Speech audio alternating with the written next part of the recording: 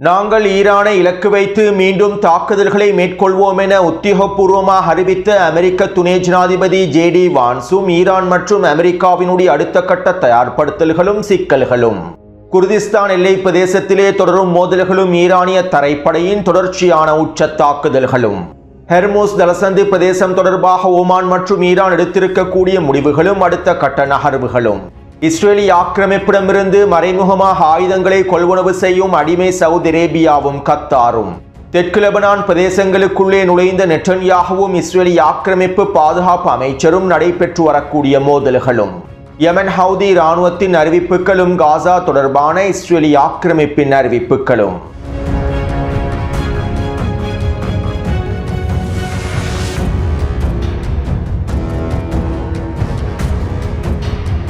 ஹெர்முஸ் ஜலசந்தி பிரதேசம் தொடர்பாக ஈரான் வெளியிட்டிருக்கக்கூடிய அதிரடியான அறிவிப்புகள் தொடர்பாகவும் சூடானிய களத்திலே நடைபெற்று வரக்கூடிய உச்ச மோதல்கள் தொடர்பாகவும் சூடானிய கள மோதலானது எவ்வாறு விரிவடையப் போகின்றது என்பது தொடர்பாகவும் கொல்லப்பட்டிருக்கக்கூடிய ஐக்கிய அரபு அமீரக தளபதிகள் தொடர்பாகவும் இன்று மதியம் வெளியிட்டிருக்கக்கூடிய காணொலியில் பல முக்கியமான தகவல்களை பதிவிட்டுள்ளேன். இன்று மதியம் வெளியிட்ட காணொலியை பார்வையிடாதவர்கள் கீழே இருக்கக்கூடிய லிங்கினை பயன்படுத்தி பார்வையிடுங்கள். இதன் மூலமாக சூடானிய களம் தொடர்பாகவும் ஈரானின் அறிவிப்புகள் தொடர்பாகவும் பல முக்கியமான தகவல்களை உங்களுக்கு தெளிவாக புரிந்து கொள்ள முடியும். இதனால் குறித்த காணொலியை பார்வையிட்டதற்கு பின்பு இந்த காணொலியை பார்வையிடுங்கள். வெஸ்ட் பேங்க் பிரதேசத்திலே இஸ்ரேலிய ஆக்கிரமிப்பு அதிகளவான சட்டவிரோத யூத குடியேற்றங்களை அமைத்து வருகின்றது. கடந்த 3 வருடங்களுக்குள்ளே மாத்திரம் வெஸ்ட் பேங்கினுடைய பல பகுதிகளில் இஸ்ரேலிய ஆக்கிரமிப்பு அதனுடைய சட்டவிரோத குடியேற்றங்களை அமைத்துள்ளது. கிட்டத்தட்ட 1 லட்சத்திற்கும் அதிகமான பலஸ்தீனிய மக்களுடைய நிலங்களையும் சொத்துக்களையும் சூறையாடிய இந்த குடியேற்றங்களையும் அமைத்துள்ளது. மேலும் ஜெருசலம் மற்றும் பெத்லஹேமினுடைய பல முக்கியமான பிரதேசங்களையும் இஸ்ரேலிய ஆக்கிரமிப்பு கைப்பற்றிக் கொண்டுள்ளது. குறித்த பகுதிகளில் இருக்கக்கூடிய பலஸ்தீனிய மக்களை முழுமையாக விரட்டி அடித்துவிட்டு இஸ்ரேலிய யூத குடியேற்றங்களை நிலைநிறுத்தியுள்ளது. இதன் அடுத்த கட்டமாக தற்போது இஸ்ரேலிய ஆக்கிரமிப்பினுடைய நிதி அமைச்சர் ஸ்மோட்ரிச் வடக்கு காசாவினுடைய கிழக்கு பிரதேசத்திலே யூத குடியேற்றங்களை அமைப்பதற்கான முன்மொழிவு ஒன்றை முன்வைத்துள்ளார். காசாவினுடைய 70% மஞ்சள் பிரதேசங்களை இஸ்ரேலிய ஆக்கிரமிப்பு கட்டுப்படுத்துகின்றது.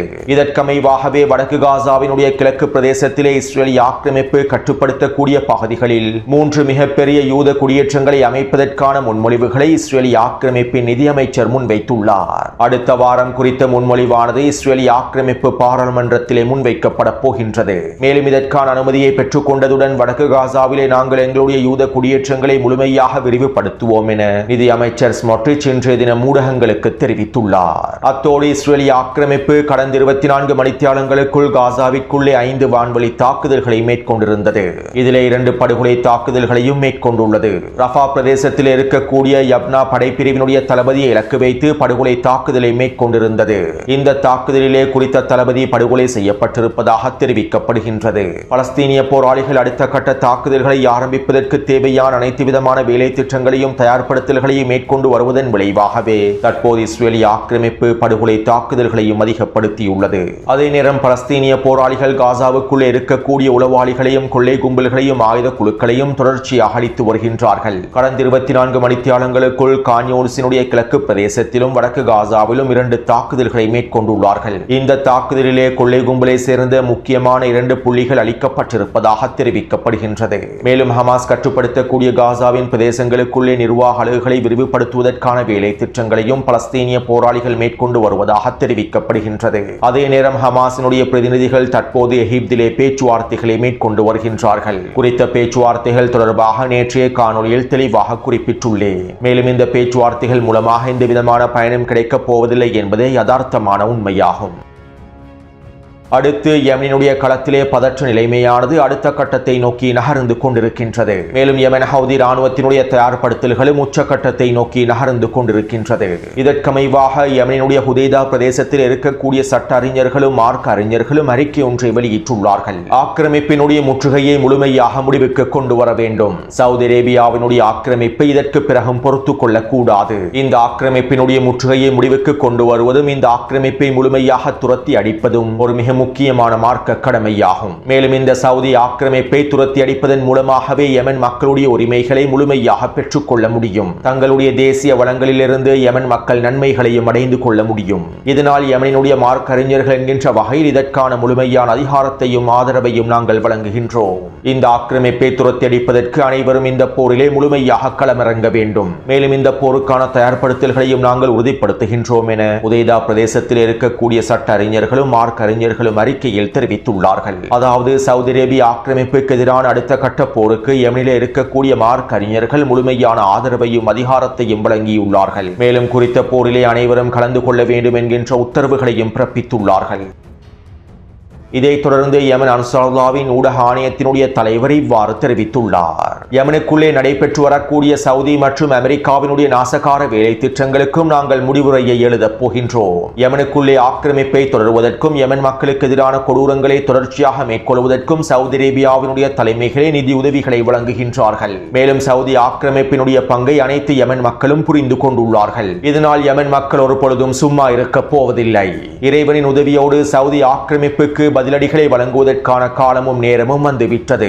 இதற்கு பிறகு யுத்த நிறுத்த ஒப்பந்தங்களை கடைபிடிப்பதில் எந்த விதமான பயனும் இல்லை. இந்த ஆக்கிரமிப்பை முழுமையாக முடிவுக்கு கொண்டு வருவதன் மூலமாகவும் சவுதி அரேபிய ஆக்கிரமிப்பின் தலைமைகளை முழுமையாக துரத்தி அடிப்பதன் மூலமாகவுமே யமன் மக்களுடைய உரிமைகளை முழுமையாக மீட்டெடுக்க முடியும் என யமன் அன்சாருல்லாவினுடைய ஊடக ஆணையத்தின் தலைவர் தெரிவித்துள்ளார். அதாவது 2014ஆம் ஆண்டு யமனுக்குள்ளே ஆரம்பிக்கப்பட்ட உள்நாட்டு போரானது 2022ஆம் ஆண்டு ஒப்பந்தத்தின் மூலமாக இடைநிறுத்தப்பட்டது. ஓமானினுடைய தலைமையில் பேச்சுவார்த்தைகள் மேற்கொள்ளப்பட்டு தற்காலிக யுத்த நிறுத்தம் ஏற்படுத்தப்பட்டது. மேலும் அல்-அக்ஸா வெள்ள போர் ஆரம்பிக்கப்பட்டதனால் யமன் ஹவுதி இராணுவத்தினரும் அடிமை சவுதி அரேபியாவுக்கு எதிரான தாக்குதல்களை பெரிதாக மேற்கொள்ளவில்லை. இருப்பினும் சவுதி அரேபியா யமனுக்கு எதிரான முற்றுகையை தொடர்ச்சியாக மேற்கொண்டு வருகின்றது. நேற்றைய காணொளியிலும் இவை தொடர்பாக தெளிவாக குறிப்பிட்டிருந்தேன். எனவே இந்த முற்றுகையை முடிவுக்கு கொண்டு வருவதற்கான விரிவான போரை ஆரம்பிப்பதற்கான தயார்படுத்தல்களையே யமன் ஹவுதி இராணுவத்தினர் முழுமையாக முடித்துள்ளார்கள். மேலும் யமனுடைய தெற்கு பிரதேசத்திலே யமன் ஹவுதி இராணுவத்திற்கும் முன்னாள் ஐக்கிய அரபு அமீரக கூட்டுப்படைகளுக்கும் இடையிலே மோதல்களும் தொடர்ச்சியாக நடைபெற்று வருகின்றன. அத்தோடு இந்த வார இறுதியில் அல்லது அடுத்த வாரத்தில் சவுதி அரேபியாவின் கூட்டுப்படைகளுக்கு எதிராக யமன் ஹவுதி இராணுவத்தினர் உச்சக்கட்ட தரைவழி தாக்குதல்களை ஆரம்பித்து விடுவார்கள் என்றும் தெரிவிக்கப்படுகின்றது. அடுத்து நெட்டன்யாஹூ தெற்கு லெபனானினுடைய எல்லை பிரதேசங்களுக்கு விஜயம் செய்திருந்தார். இஸ்ரேலிய ஆக்கிரமிப்பு பாதுகாப்பு அமைச்சரோடும் இஸ்ரேலிய ஆக்கிரமிப்பின் வடக்கு படைப்பிரிவினுடைய தளபதியோடுமே நெட்டன்யாஹூ விஜயம் செய்திருந்தார். லெபனானுக்கும் இஸ்ரேலிய ஆக்கிரமிப்புக்கும் இடையிலான நேரடியான ஒப்பந்தத்தின் விளைவாக தெற்கு லெபனான் பிரதேசத்தில் இஸ்ரேலிய ஆக்கிரமிப்பு முழுமையாக நிலைத்துள்ளது. இதைத் தொடர்ந்து இந்த வெற்றியை உறுதிப்படுத்தும் நோக்கத்தோடு நெட்டன்யாஹூ தெற்கு லெபனானுடைய பிரதேசங்களுக்கு விஜயம் செய்திருந்தார். மேலும் குறித்த விஜயத்தின் போது நெட்டன்யாஹூ விசேட உரையொன்றையும் முன்வைத்திருந்தார். நாங்கள் பிரபஞ்சத்தின் முடிவை நோக்கி இராணுவ நடவடிக்கைகளை சிறப்பாக மேற்கொண்டு வருகின்றோம். தற்போது தெற்கு லெபனான் பிரதேசத்திலே ஈரானிய கூட்டணியான ஹிஸ்புல்லாவை கலைக்கக்கூடிய வேலை திட்டங்களை ஆரம்பித்துள்ளோம். தெற்கு லெபனான் பிரதேசத்திலே நாங்கள் கைப்பற்றிருக்கக்கூடிய பகுதிகளை இடையக மண்டலமாக பஃபர் ஜோன் பிரதேசமாக மாற்றுவதற்கான வேலை திட்டங்களை எங்களுடைய இராணுவத்தினர் மேற்கொண்டு வருகின்றார்கள். ஹிஸ்புல்லாவை முழுமையாக நிராயுதபாணியாக்குவதற்கான முழுமையான ஆதரவை நாங்கள் லெபனானிய அரசாங்கத்திற்கும் அரசு இராணுவத்திற்கும் வழங்கப் போகின்றோம். அவர்கள் இந்த வேலையை சரியாக செய்யாவிட்டால் நாங்கள் ஒட்டுமொத்த தெற்கு லெபனான் பிரதேசத்தையும் கைப்பற்றி ஹிஸ்புல்லாவை முடிவுக்கு கொண்டு வருவோம். ஆயுதம் ஏந்தக்கூடிய ஹிஸ்புல்லா இங்கிருந்து கொண்டு எங்களை அச்சுறுத்தும் வரையில் நாங்களும் இங்கு தான் இருப்போம். லெபனானை விற்று ஒரு பொழுதும் வெளியேற மாட்டோம். மேலும் ஹிஸ்புல்லாவுக்கு எதிரான அடுத்த கட்ட தாக்குதல்களை மேற்கொள்வதற்கு நான் இஸ்ரேலிய இராணுவத்திற்கு உத்தரவிட்டுள்ளேன். ஹிஸ்புல்லாவினுடைய முக்கியமான தலைமைகளையும் நாங்கள் முழுமையாக அளிக்கப் போகின்றோம் என நெட்டன்யாஹூ தெரிவித்துள்ளார். அத்தோடு தெற்கு லெபனானினுடைய நபட்சியா பிரதேசத்திலே ஹிஸ்புல்லா இராணுவத்தினுடைய படைப்பிரிவுகள் முழுமையாக நிலை கொண்டுள்ளார்கள். குறித்த பகுதியினூடாக இஸ்ரேலிய ஆக்கிரமிப்பு முன்னேறுவதற்கு முயற்சி செய்யும் சந்தர்ப்பத்திலெல்லாம் ஹிஸ்புல்லாவினுடைய ரத்வான் படைப்பிரிவினர் இஸ்ரேலிய ஆக்கிரமிப்பின் படைகளை இலக்கு வைத்து தொடர்ச்சியான தாக்குதல்களை மேற்கொள்கின்றார்கள். அதே போன்று ஹிஸ்புல்லா இராணுவத்தினர் லெபனானிய அரசாங்கத்திற்கும் உச்சக்கட்ட எச்சரிக்கைகளை வெளியிட்டுள்ளார்கள். அமெரிக்காவும் இஸ்ரேலிய ஆக்கிரமிப்பும் தெற்கு லெபனானினுடைய 2 பிரதேசங்களை லெபனானிய அரசாங்கம் நிராயுதபாணியாக்க வேண்டும் என்றும் சோதனை நடவடிக்கைகளாக இவை அமைந்து என்றும் தெரிவித்துள்ளது. நேற்றைய காணொளியில் இவை தொடர்பாக குறிப்பிட்டிருந்தேன். மேலும் இந்த பிரதேசங்களிலே லெபனானிய அரசாங்கம் லெபனானிய அரசு இராணுவத்தினை பயன்படுத்தி ஹிஸ்புல்லாவை நிராயுதபாணியாக்குவதற்கு களமிறங்கினால் லெபனானிய அரசு இராணுவத்திற்கும் லெபனானிய அரசாங்கத்திற்கும் சிறந்த பாடத்தினை கற்பிப்போம் என்றும் ஹிஸ்புல்லாவினுடைய தலைவர்கள் எச்சரிக்கைகளை வெளியிட்டுள்ளார்கள். இதனால் தற்போது லெபனானிய அரசியல் களத்திலும் பதற்ற நிலைமையானது உச்சக்கட்டத்தை அடைந்துள்ளது. ஹிஸ்புல்லா இராணுவத்தினர் மறைமுகமாக லெபனானிய அரசாங்கத்தினை வீழ்த்துவதற்கான முயற்சிகளையும் திரைமறைவில் மேற்கொண்டு வருவதாக தெரிவிக்கப்படுகின்றது. இஸ்ரேலிய ஆக்கிரமிப்புடனான இயல்பாக்க ஒப்பந்தத்தில் கையொப்பமிட்டதற்காக லெபனானுடைய ஜனாதிபதி ஜோசப் பவுன் கொல்லப்பட வேண்டும் என தெற்கு லெபனான் பிரதேசத்தில் இருக்கக்கூடிய மக்களும் தொடர்ச்சியான கோரிக்கைகளை முன்வைத்து வருகின்றார்கள். மேலும் இதற்கமைவாக ஹிஸ்புல்லா இராணுவத்தினர் லெபனானிய அரசாங்கத்தை கைப்பற்றுவதற்கான வேலை திட்டங்களை கூட மேற்கொள்ளலாம். இதற்கான காலம் வெகு தொலைவில் இல்லை என்பதே யதார்த்தமான உண்மையாகும். அடுத்து அடிமை சவுதி அரேபியாவுக்கும் அடிமை கத்தாருக்கும் இஸ்ரேலிய ஆக்கிரமிப்பு ஆயுதங்களை விற்பனை செய்திருப்பதற்கான சில ஆதாரங்களும் தகவல்களும் கசிவடைந்துள்ளன. இஸ்ரேலிய ஆக்கிரமிப்பின் ஹாரெட்ஸ் ஊடகத்தின் புலனாய்வு ஊடகவியலாளர் ஒருவரே இவை தொடர்பான தகவல்களை தற்போது கசியவிட்டுள்ளார். அதாவது இஸ்ரேலிய ஆக்கிரமிப்பினுடைய ஆயுத உற்பத்தி நிறுவனமான எல்பிட் சிஸ்டம் ஆயுத உற்பத்தி நிறுவனம் கத்தாரினுடைய விமானப்படைகளுக்கு தேவையான சி மியூசிக் வான் பாதுகாப்பு அமைப்புகளை வழங்கியிருப்பதாகவும் கத்தாரினுடைய F-15 போர் விமான திட்டத்திலே போயிங் நிறுவனத்தோடு இஸ்ரேலிய ஆக்கிரமிப்பு மறைமுகமான ஒப்பந்தங்களை முடித்திருப்பதாகவும் தெரிவிக்கப்படுகின்றது. அமெரிக்காவுக்கும் கத்தாருக்கும் இடையிலே நடைபெற்றிருக்கக்கூடிய F-15 போர் விமானங்களுடைய ஒப்பந்தத்தில் துணை ஒப்பந்தமாக இஸ்ரேலிய ஆக்கிரமிப்பு சில ஒப்பந்தங்களை முடித்துள்ளது. இதற்கமைவாக குறித்த போர் விமானத்திற்கு தேவையான பல உதிரி பாகங்களையும் விமானிகளுடைய உடைகள் மற்றும் ஹெல்மெட்டுகள் என அனைத்தையும் இஸ்ரேலிய ஆக்கிரமிப்பே கத்தாருக்கு வழங்கியுள்ளது. அத்தோடு இவற்றுக்கு மேலதிகமாக நெட்டன்யாஹூ கத்தாருடனான $100 மில்லியன் ஆயுத ஒப்பந்தத்தையும் மறைமுகமாக முடித்திருப்பதாக தெரிவிக்கப்படுகின்றது. இவை அனைத்தும் உத்தியோகபூர்வமாக அதிகாரப்பூர்வமாக அறிவிக்கப்பட்டு முடிக்கப்பட்ட ஒப்பந்தங்கள் அல்ல. ரகசியமான முறையில் இஸ்ரேலிய ஆக்கிரமிப்பினுடைய ஆயுத உற்பத்தி நிறுவனங்களுக்கும் கத்தார் மற்றும் சவுதி அரேபிய ஆயுத உற்பத்தி நிறுவனங்களுக்கும் இடையிலேயே முடிக்கப்பட்டுள்ளன. கத்தாரை போன்றே சவுதி அரேபியாவும் வான்படைகளுக்கு தேவையான பல உதிரி பாகங்களையும் $400 மில்லியன் பெறுமதி அளவிலான ஆயுத ஒப்பந்தங்களையும் மறைமுகமாக முடித்திருப்பதாக தெரிவிக்கப்படுகின்றது. மேலும் இந்த ஒப்பந்தங்களை முடிப்பதற்கு இடைத்தரகராக ஐக்கிய அரபு அமீரகமே செயற்பட்டுள்ளது. ஐக்கிய அரபு அமீரகத்திற்கும் இஸ்ரேலிய ஆக்கிரமிப்பின் எல்பிட் சிஸ்டம் ஆயுத உற்பத்தி நிறுவனத்திற்கும் இடையிலே மிகப்பெரிய ஒப்பந்தம் கைச்சாத்திடப்பட்டுள்ளது. இது வெளிப்படையாக மேற்கொள்ளப்பட்டிருக்கக்கூடிய ஒப்பந்தமாகும். இதற்கமைவாகவே ஐக்கிய அரபு அமீரகத்தினுடைய துபாய் பிரதேசத்தில் எல்பிட் சிஸ்டத்தினுடைய மிகப்பெரிய நிறுவனங்களும் அமைக்கப்பட்டுள்ளன. மேலும் இந்த நிறுவனத்தினுடைய தலைவர்களே இடைத்தரகர்களாக செயற்பட்டு சவுதி அரேபியாவுக்கும் கத்தாருக்கும் இஸ்ரேலிய ஆக்கிரமிப்பினுடைய ஆயுதங்களையும் விற்பனை செய்திருப்பதாக தெரிவிக்கப்படுகின்றது. அடுத்து ஹெர்முஸ் ஜலசந்தி பிரதேசம் தொடர்பாக ஓமானினுடைய வெளியுறவுத்துறை அமைச்சர் அறிக்கை ஒன்றை வெளியிட்டிருந்தார். ஹெர்முஸ் ஜலசந்தி பிரதேசத்திலே போக்குவரத்துக்காக கட்டணங்கள் விதிக்கப்படுவதனை நாங்கள் ஆதரிக்கவில்லை. அத்தகைய நடவடிக்கைகள் சர்வதேச சட்டத்திற்கு கீழால் தடை செய்யப்பட்டுள்ளது. இருப்பினும் ஹெர்முஸ் ஜலசந்தி பிரதேசத்திலே போக்குவரத்தை பாதுகாப்பாக அமைக்க வேண்டும். கன்னிவடிகளில் இருந்து கப்பல்களை பாதுகாப்பாக நகர்த்த வேண்டும். கப்பல்களுக்கான பாதுகாப்பை முழுமையாக வழங்க வேண்டும். மேலும் இந்த பாதுகாப்பை கப்பல்களுக்கு வழங்குவதற்காக நாங்கள் சிறிய கட்டணத்தை அறவிட முடியும்.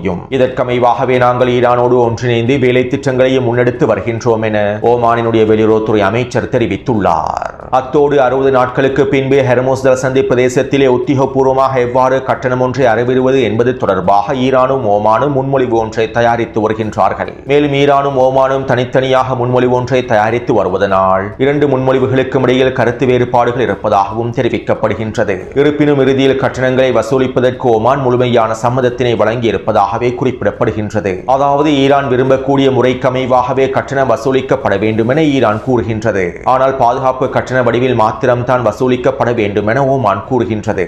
மேலும் இவை தொடர்பான அடுத்த கட்ட பேச்சுவார்த்தைகளை ஈரானும் ஓமானும் இனிவரக்கூடிய நாட்களில் மேற்கொள்ளும் என்றும் விரைவில் இறுதி முடிவொன்று எடுக்கப்படும் என்றும் தெரிவிக்கப்படுகின்றது. அடுத்து அமெரிக்க துணை ஜனாதிபதி JD வான்ஸ் ஊடக சந்திப்பின் போது இவ்வாறு தெரிவித்தார். ஈரானியர்கள் தொடர்பாக நான் சில விடயங்களில் வியப்படைகின்றேன். அவர்கள் பேச்சுவார்த்தைகளில் மிகவும் தந்திரத்தினை பயன்படுத்துகின்றார்கள். கத்தாரிலே அமைதி பேச்சுவார்த்தைகள் எதுவுமே நடைபெறவில்லை என கூறுகின்றார்கள். ஆனால் தொழில்நுட்ப குழுவை அனுப்பி வைக்கின்றார்கள். உண்மையில் இது எனக்கு புரியாத பாரசீக பேச்சுவார்த்தை தந்திரம் என்றே கூற வேண்டும். ஈரானியர்கள் இவ்வாறு தான் அவர்களுடைய உத்திகளை பயன்படுத்துகின்றார்கள். அவர்களுடைய கருத்துக்களை திணிக்கின்றார்கள். அத்தோடு சில மாதங்களுக்கு முன்பு இல்லாத வகையில் தற்போது லெபனானும் இஸ்ரேலும் பேச்சுவார்த்தைகளை மேற்கொண்டு சிறப்பான முடிவுகளை எடுத்துள்ளார்கள். லெபனானுக்கும் இஸ்ரேலுக்கும் இடையிலான பரந்தளவிலான உறவுகள் வலுப்படுத்தப்பட்டு வருகின்றன. இது பிராந்தியத்தில் ஏற்பட்டிருக்கக்கூடிய ஒரு சிறப்பான விடயமாகும். எனவே தற்போது நிலைமைகள் நிச்சயமாக மாறிவிட்டன. ஆனால் இந்த மாற்றம் நீடிக்குமா என்பது மிகப்பெரிய கேள்விக்குறியே. ஈரான் அணுவாயுதத்தினை பெற்றுக்கொள்ளாது என்பதற்கான உத்தியோகபூர்வமான முடிவுகளையே நாங்கள் எதிர்பார்க்கின்றோம். இதற்கான சரியான விளைவுகளை ஈரான் மேற்கொள்ள வேண்டும். மேலும் எங்களுக்கு ஈரானோடு நீண்ட கால ஒப்பந்தத்தை முடிக்க முடியும். ஆனால் அதற்கு ஈரானியர்கள் அவர்களுடைய நடத்தைகளில் மாற்றத்தை ஏற்படுத்த வேண்டும். அவர்கள் எங்களுடைய சில நிபந்தனைகளை முழுமையாக ஏற்றுக்கொள்ள வேண்டும். அத்தோடு நாங்கள் தற்போதைய சூழ்நிலையில் ஏற்பட்டிருக்கக்கூடிய வெற்றிகளை பயன்படுத்திக் கொண்டு மீண்டும் தேவைப்பட்டால் ஜனாதிபதி ஈரானுக்கு எதிரான தாக்குதல்களையும் மேற்கொள்வார். அதாவது 2 வழிமுறைகள் எங்களுக்கு இருக்கின்றன.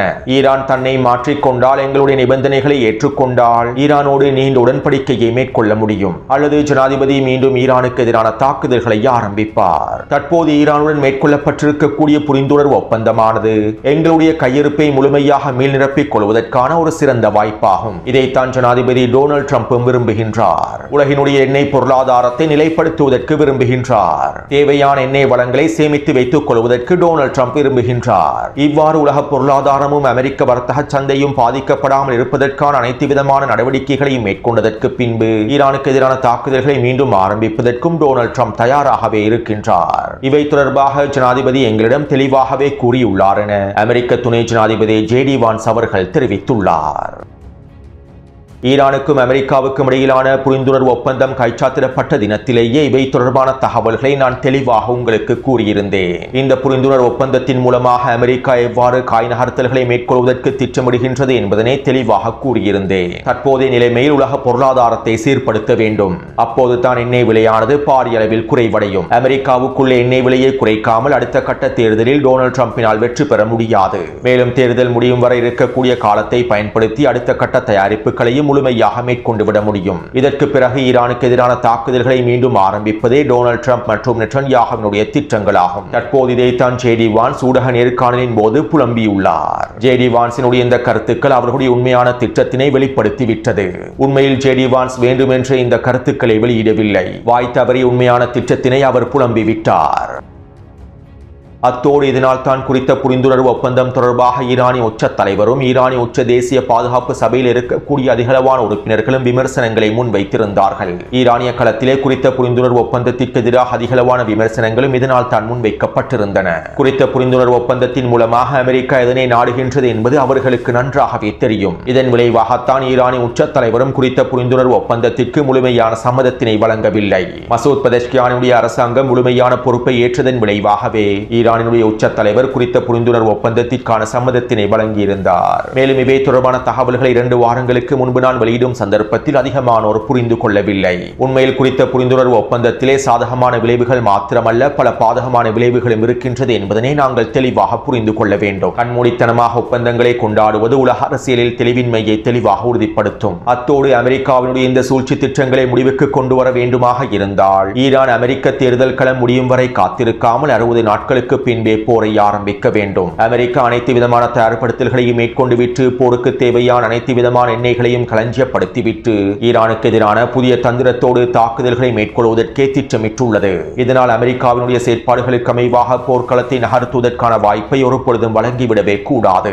இதனால் தான் ஈரானிய உச்ச தலைவர் பேச்சுவார்த்தைகள் 60 நாட்களுக்குள் தீர்வாக வேண்டும் என்றும், இல்லாவிட்டால் நாங்கள் முழுமையாக போருக்கு திரும்ப வேண்டும் என்றும் உறுதியாக இருக்கின்றார். நேற்றைய காணொலியிலும் ஈரானிய உச்ச தலைவருடைய நிலைப்பாடு தொடர்பாக குறிப்பிட்டிருந்தேன். 60 நாட்களுக்குள்ளே இறுதிக்கட்ட பேச்சுவார்த்தைகள் முடிவு செய்யப்படாவிட்டால் ஈரான் ஹெர்முஸ் ஜலசந்தி பிரதேசத்தை முழுமையாக இழுத்து மூடிவிட வேண்டும். 60 நாட்களுக்கு பிறகு ஹெர்முஸ் ஜலசந்தி பிரதேசத்தினை முழுமையாக இழுத்து மூடினால் அமெரிக்கா தானாகவே யுத்த களத்திற்கு வந்துவிடும். அமெரிக்க தேர்தலுக்கு முன்பே அமெரிக்கா யுத்த களத்தில் முழுமையாக களமிறங்க வேண்டிய சூழ்நிலை ஏற்பட்டுவிடும். எனவே தற்போதும் ஈரானுக்கு இருக்கக்கூடிய மிக முக்கியமான புள்ளியாக ஹெர்முஸ் ஜலசந்தி பிரதேசமே காணப்படுகின்றது.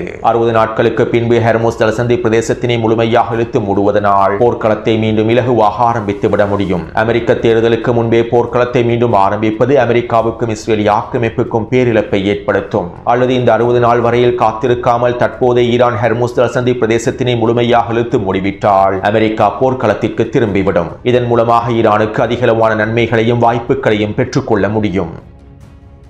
போருக்கு தேவையான அதிகளவான எரிபொருளையும் எண்ணெயும் அமெரிக்கா முழுமையாக களஞ்சியப்படுத்தியதற்கு பின்பு போர்க்களத்தை ஆரம்பித்தால் அமெரிக்கா பல மாதங்களுக்கு நின்று பிடிப்பதற்கான வேலை திட்டங்களையே மேற்கொள்ளும். இதனால் போர்க்களமானது ஈரானுக்கு சாதகமானதாக அமைந்திருக்காது. அத்தோடு இங்கிருக்கக்கூடிய இன்னும் ஒரு மிக முக்கியமான சிக்கலே மசூத் பெஸஷ்கியானுடைய அரசாங்கம் தான். அடுத்த கட்ட போருக்கு முன்பு மசூத் பெஸஷ்கியானுடைய அரசாங்கத்தை முழுமையாக கட்டுப்படுத்தக்கூடிய வேலை திட்டங்களை ஈரானிய உச்ச தலைவருடைய நிர்வாகம் மேற்கொண்டு விட வேண்டும். கடந்த 40 நாள் போரின் போது மசூத் பெஸஷ்கியானை அடிமை அரபுகளுக்கு எதிரான தாக்குதல்களுடைய வீரியத்தை குறைப்பதற்கான அழுத்தங்களை வழங்கியிருந்தார். ஐக்கிய அரபு அமீரகத்தில் இருக்கக்கூடிய பல விடுதிகளை இலக்கு வைத்து தாக்குதல்களை மேற்கொள்ளும் சந்தர்ப்பத்தில் இந்த தாக்குதல்களை மேற்கொள்ள வேண்டாம் என்றும் அமெரிக்க தளங்களை மாத்திரம்தான் நாங்கள் தாக்க வேண்டும் என்றும் மசூத் பெதஷ்கியான் தெரிவித்திருந்தார். மேலும் அண்டை நாடுகளோடு உறவுகளை வலுப்படுத்த வேண்டும் என்றும் அழுத்தங்களை வழங்கியிருந்தார். இதனால் தான் 40 நாள் போரிலே இந்த அடிமை அரபுகளுக்கு சரியான பாடத்தையும் கற்பிக்க முடியவில்லை. ஆனால் இந்த தடவை ஈரான் இந்த வாய்ப்பை தவறவிடக் கூடாது. அடுத்த கட்ட போருக்கு முன்பு மசூத் பெதஷ்கியானுடைய அரசாங்கத்திற்கு முடிவு கட்ட வேண்டும் அல்லது மசூத் பெதஷ்கியானை முழுமையாக அடக்கிவிட வேண்டும். அப்போது தான் அடுத்த கட்ட போரிலே ஈரானினால் சுதந்திரமாக செயற்பட முடியும். மேலும் அடுத்த கட்ட போரிலே ஈரான் வீரியமான தாக்குதல்களை அடிமை அரபுகளுக்கு எதிராக மேற்கொண்டேயாக வேண்டும். ஏனென்றால் அடுத்த கட்ட போரில் அமெரிக்காவும் இஸ்ரேலிய ஆக்கிரமிப்பும் நிச்சயமாக புதிய தந்திரங்களோட களமிறங்குவார்கள். 40 நாள் போரிலே கற்றுக்கொண்ட பாடங்களை பயன்படுத்தி அவற்றை தடுத்து நிறுத்தும் நோக்கத்தோடும் ஈரானுக்கு உச்சழுத்தங்களை வழங்கும் நோக்கத்தோடும் அமெரிக்காவும் இஸ்ரேலிய ஆக்கிரமிப்பும் களமிறங்குவார்கள். இந்த சந்தர்ப்பத்திலே ஈரானும் புதிய தந்திரங்களையே பயன்படுத்த வேண்டும். இதற்கு அடிமை அரபுகளுடைய பொருளாதாரத்தில் நினைத்து கூட பார்க்க முடியாத இழப்புகளை ஏற்படுத்த வேண்டும். மேலும் யாரும் எதிர்பார்க்காத காய் நகர்த்தல்களை மேற்கொள்ள வேண்டும். மேலும் தற்போது ஈரானிய ராணுவத்தினரும் இதற்கான வேலை திட்டங்களையே மேற்கொண்டு வருவதாக தெரிவிக்கப்படுகின்றது. எனவே அடுத்த கட்ட போர்க்களம் எவ்வாறு அமையப் போகின்றது என்பதனை நாங்கள் பொறுத்திருந்து பார்ப்போம். அத்தோடு ஈரான் குர்திஸ்தான் எல்லை பிரதேசத்திலே மோதல்கள் தொடர்ச்சியாக நடைபெற்று வருகின்றன. ஈரானிய எல்லை பிரதேசத்தினூடாக குர்திஸ்தான் பயங்கரவாதிகள் தற்போது நுழைவதற்கு முயற்சி செய்கின்றார்கள். நேற்றைய தினமும் நுழைவதற்கு முயற்சி செய்த 4 குர்திஸ்தான் பயங்கரவாதிகளை ஈரானிய இராணுவத்தினர் வேட்டையாடியிருந்தார்கள். மேலும் இன்றைய தினமும் குறித்த பிரதேசத்திலே ஈரானிய IRGC தரைப்படையினர் உச்சக்கட்ட தாக்குதல்களை மேற்கொண்டு வருவதாக தெரிவிக்கப்படுகின்றது. எனவே இந்த காணொலி தொடர்பான கருத்துக்களை பதிவிடுங்கள். தொடர்ந்தும் என்னுடன் இணைந்திருங்கள். நன்றி, வணக்கம்.